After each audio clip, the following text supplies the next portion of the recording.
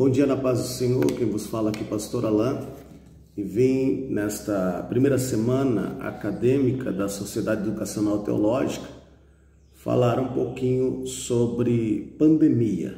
Onde está Deus, que é o tema desta primeira semana, e o assunto específico do qual eu tratarei é ansiedade na pandemia. Um termo aí bastante estudado no nosso país, né? Visto que desde 2018 o nosso país é o primeiro ranking, segundo algumas pesquisas, o primeiro no ranking em ansiedade, o quinto em depressão. Então é uma doença, um transtorno bastante conhecido aí pela nação brasileira, sendo que muitas pessoas sofrem desta situação. E eu quero começar justamente pela definição de ansiedade, que é uma preocupação intensa, excessiva e persistente. Veja, nem toda preocupação é ansiedade. Às vezes a pessoa agora quer deixar de se preocupar, né, com alguns assuntos, ou preocupando-se com qualquer circunstância, pensa que já é ansiedade. Não, a ansiedade é uma preocupação de grande intensidade, excessiva e persistente. Tá? Tem que ter aí essas características, gerando aí medo de situações cotidianas, aflição, angústia, perturbação causada pela incerteza do futuro. E é claro que uma doença, um transtorno com essas características de uma situação pandêmica jamais enfrentada na era moderna, tende a ser, sem dúvida nenhuma, agravar e gerar novos casos. Então, este é o assunto do qual nós vamos tratar. É interessante que a ansiedade, ela anda de mãos dadas, por ser aí algo tratando-se de um tempo, porque a ansiedade e a preocupação com relação ao futuro, as incertezas do futuro, ela anda de mão dada com o estresse, que é a preocupação do agora, né? Existem alguns até que chamam de agorafobia, né? O estresse tem a ver com o peso do agora, enquanto a ansiedade tem a ver com o peso do futuro, e a depressão tem a ver com o peso do passado.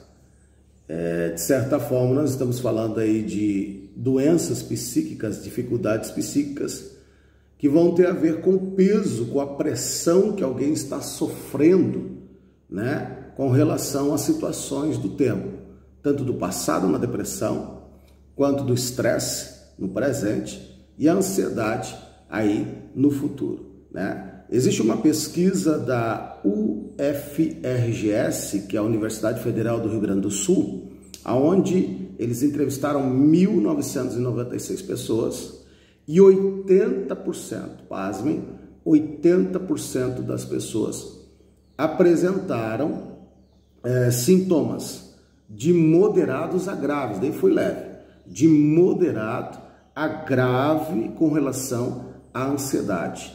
Então, se nós já éramos o país mais ansioso do mundo, a pandemia agravou essa situação em nosso meio, sem dúvida nenhuma.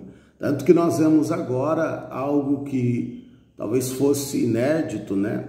Que é o atendimento psíquico por psicólogos, por psicanalistas, né? Atendimento aí online, né? A gente vê o crescimento da questão do atendimento online, justamente devido a esta situação pandêmica. E para quem já sofria com este transtorno, com essa dificuldade, sem poder o atendimento com o seu médico, com o seu psicólogo, psiquiatra ou até mesmo psicanalista, tendeu a agravar essas situações, né? E quem não sofria, que teve que passar por situações como isolamento, distanciamento, isolamento social, né?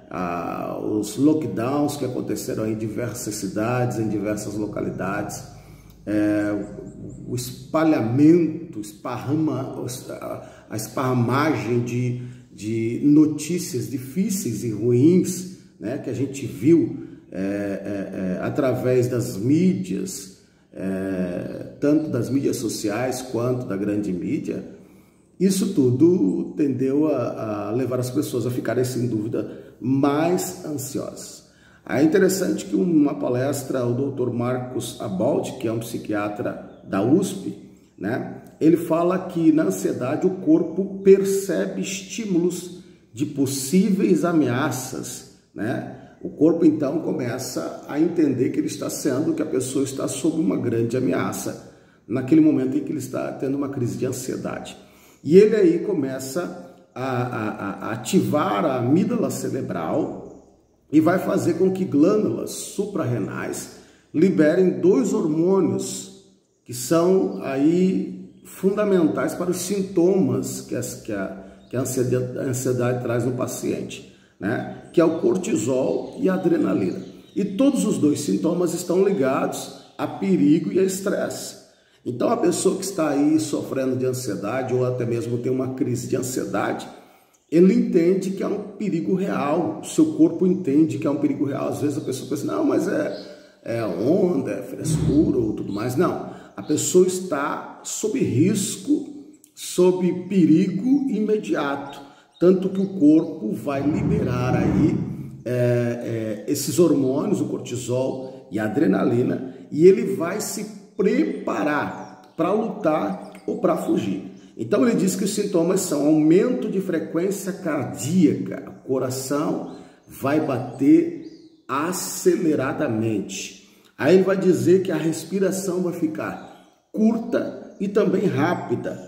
Os músculos vão se contrair, vão se enrijecer justamente para preparar ou para a luta, para a batalha ou para a fuga, né? E a própria pele, você vai ter vai suar porque a pele vai ter que ficar lisa para em caso de agarramento, de ser pego pelo inimigo.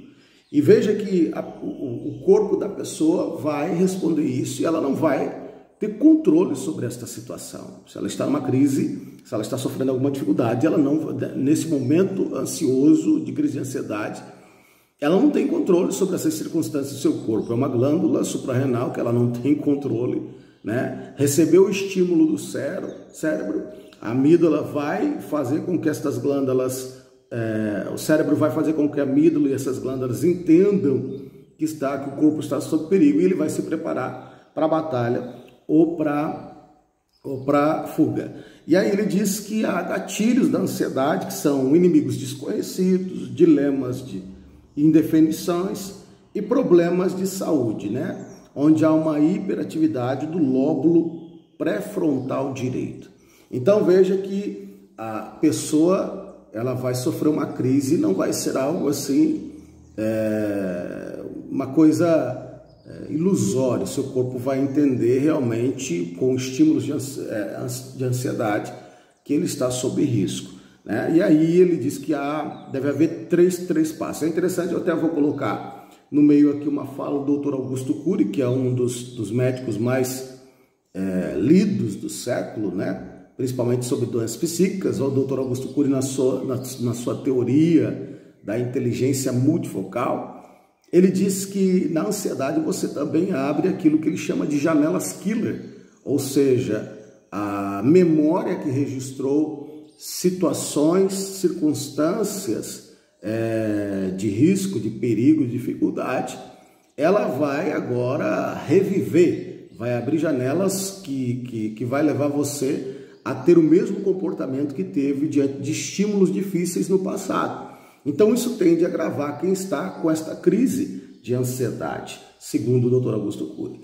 E o Marcos Abaldi vai dizer que são necessários 3 passos interessantes aí para quem está sofrendo de crise de ansiedade quando ele chega como paciente, porque primeiro vai ser o diagnóstico, e aí ele tem uma lista enorme, né, de transtornos como o pânico, agorafobia, o TAG, que é a ansiedade, né, o transtorno da ansiedade generalizada, o TOC, que é o transtorno obsessivo compulsivo, o FESP, que é a fobias específicas, né? Depois transtorno de estresse pós-traumático, vai ter que definir em que situação se encaixam os sintomas deste paciente. Segundo passo, ele vai ter que definir a intensidade, né? Porque um psiquiatra, é claro, quando ele vai entrar com medicação, Ele não vai entrar com uma medicação igual para todos os pacientes. Se o paciente tem sintomas menos intensos, então a medicação pode ser mais aliviada. Se o paciente tem sintomas mais intensos, a medicação vai ter que ser mais intensa também. E aí ele vai, por terceiro, ter que entrar com tratamento, a escolha do tratamento, né? Que pode ser remédio, 2 alas, remédio ou terapia, né?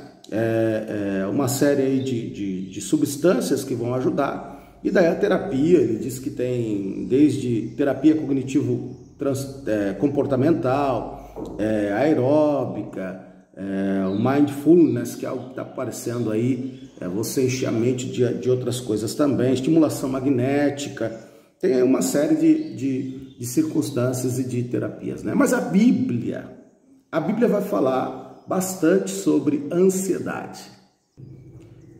Então a Bíblia vai falar sobre ansiedade desde o Antigo Testamento. Por exemplo, Provérbios 12, 25 diz que a ansiedade no coração do homem o abate, mas uma boa palavra o alegra. No Novo Testamento, então, desde o Sermão da Montanha, em que o Senhor fala sobre não andar ansiosos por aquilo que havemos de comer ou de vestir, necessidades básicas do ser humano. O apóstolo Paulo fala aos Filipenses também, não andeis ansiosos por coisa alguma, né? O salmista no Salmo de número 127, do 1 ao 2, vai dizer ali, se o Senhor não edificar a casa, em vão trabalham as que edificam. Se o Senhor não guardar a cidade, em vão vigia as sentinelas, né? Então nós vamos ver que a Bíblia ela vai tratar sobre este transtorno, sobre esta dificuldade. E é interessante que a ansiedade ela vem trazer perturbações na mente da pessoa, vem trazer dificuldades para o seu corpo, mas a palavra de Deus vai nos ajudar a confiar o nosso futuro nas mãos do Senhor. Salmo 37, número 5 vai dizer: entrega o teu caminho ao Senhor, confia nele e o mais, ele tudo fará. Então a palavra de Deus, como tendo solução para todas as coisas, vai também ter solução para a ansiedade. E a palavra de Deus vai nos deixar bastante textos aí para que nós não venhamos andar ansiosos, preocupados com o nosso futuro, até porque o nosso futuro está nas mãos do Senhor. Mas eu achei muito interessante, esses dias eu vi uma entrevista com Douglas Gonçalves, que é do canal Dizescope, e ele falando de uma pesquisa sobre o ato de serviço desinteressado, né? Como isso pode ajudar em algumas dificuldades e transtornos. Porque quando você faz um serviço desinteressado, fala sobre alguns pesquisadores, você libera no seu corpo a ocitocina, que é um hormônio que é liberado na mãe quando ela tem um momento pós-parto. Então, mesmo no momento de dor, ela passa a amar aquilo que é o fruto da sua dor. E aquilo é um hormônio que, segundo as pesquisas, ele melhora as relações sociais, aumenta, no caso da mãe, a qualidade da amamentação, ajuda a combater a depressão e mesmo a ansiedade. Então, eu costumo, como pastor, visitar algumas pessoas que sofrem de depressão e ansiedade, dando seriedade ao assunto, não simplesmente espiritualizando. Precisa de tratamento, precisa de ajuda, muitas vezes tem que entrar sim com tratamento farmacêutico, né? Mas é interessante que eu sempre gosto de colocar a palavra de Deus. Nos Salmos, os homens de Deus, eles deixam para nós palavras tremendas de momentos difíceis que eles passaram, colocando justamente como uma grande dificuldade atravessada, grandes problemas sendo enfrentados, ansiedade, até mesmo depressão tomando conta do seu coração. Mas no final do Salmo, eles sempre deixam sua palavra de confiança no Senhor e mostrando como eles conseguiram passar por aquilo e venceram aquela dificuldade. Então eu sempre digo que é muito bom a leitura da palavra, a oração, pegar sol, né? Buscar sair de casa mesmo sem vontade.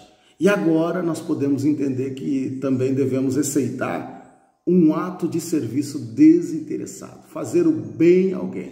A palavra do Senhor nos diz, né? Atos dos Apóstolos, capítulo 20, se eu não estou equivocado, versículo 35, o apóstolo Paulo vai dizer, citando palavras de Jesus não registrada previamente, mas Paulo vai dizer, né, que o Senhor nos disse que mais bem-aventurada coisa é dar do que receber. Então nós estamos vendo que para ajudar também no tratamento da ansiedade e até mesmo da depressão, é bom você fazer o bem, não importa quem, sem ter interesse nenhum. Você poder fazer o bem, ajudar as pessoas, buscar sim tratamento, ajuda pastoral, ajuda profissional, mas buscar fazer o bem, se ajudar lendo a palavra de Deus, orando, meditando, e certamente Deus vai te abençoar. Tá certo? Que Deus abençoe. Espero ter cooperado nesta semana teológica, acadêmica, e o meu desejo é que as pessoas possam a cada dia enfrentar a vida,